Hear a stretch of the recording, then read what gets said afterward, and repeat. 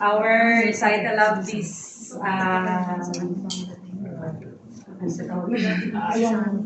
don't turn back and don't come down.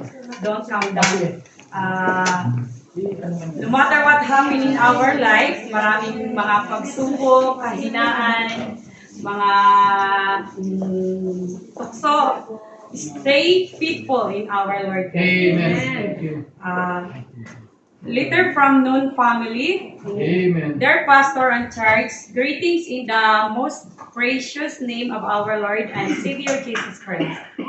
Blessed New Year to all. We praise the Lord of 2024 and is still praising Him this 2025 for what He has done and about to do through us this year. Thank you, Pastor and Church, for your love, unending prayer, and financial support. You are one of our answer prayers. Blessings. During the month of October, we had a building construction. Me and brother Sarit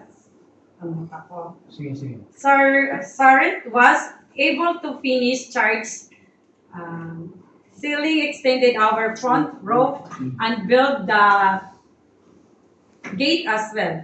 My wife, Mom Kimi, lead our church ladies to attend the Holy Conferences at Simrep, hosted by the Victory Baptist Church under the leadership of Pastor Eli Shrap last October 3.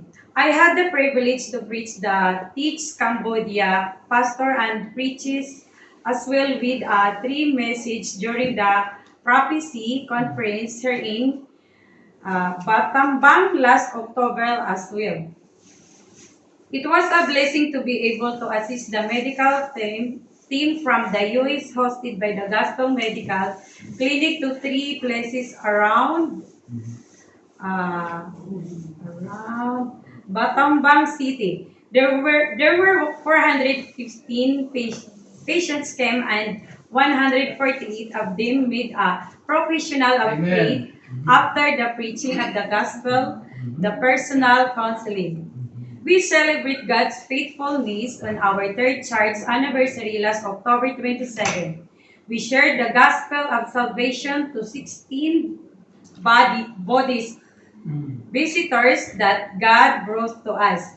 We praise the Lord for His provision. The church was able to share some groceries to the 16 people who attended.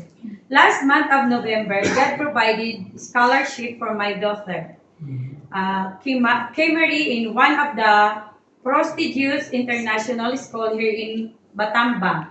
What a joy what we serve the God who knows us and our needs. 7.7 I was able to lead our men and to attend the men conferences of Nompi hosted by Freedom Baptist Church last November 22-23. It was a moment of revival and a spiritual blessing for us men.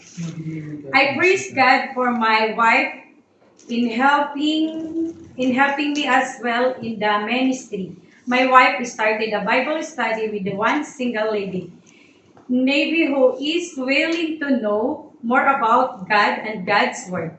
I started teaching monthly Bible study as well at Lighthouse, one of the student campus here in Battambang.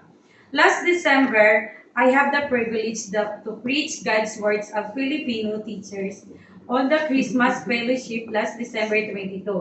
Praise the Lord of opening a door for us to reach Filipinos as well. We conduct Children Christmas Fellowship last December 22 and praise God for our Buddhist parents allow their children to attend. Last December 29, we have new other 12 children came and willing to attend our Sunday school as well. After that, we have our church family and fellowship. Prayers request. God missionary to know more people to know God and His saving grace. members' faithfulness and fruitfulness, more wisdom in ministering God's word and God's people, more Bible study opportunities, opening up the online radio broadcast zone, our family protection, provision, guidance, and fruitfulness this year. Our daughter in the Lord Famines, protection, guidance, and provision as the continue her studies in the Philippines. I would like to thank nga pala yung nagbigay kanina para sa missionary. Amen. So, mga kapatid, kung tayo po ay medyo nakakaluwang, please tumulong tayo sa ating mga missionary, and kung gusto niyo pong makatulong, pwede niyo po akong kausapin. Thank you. Good morning.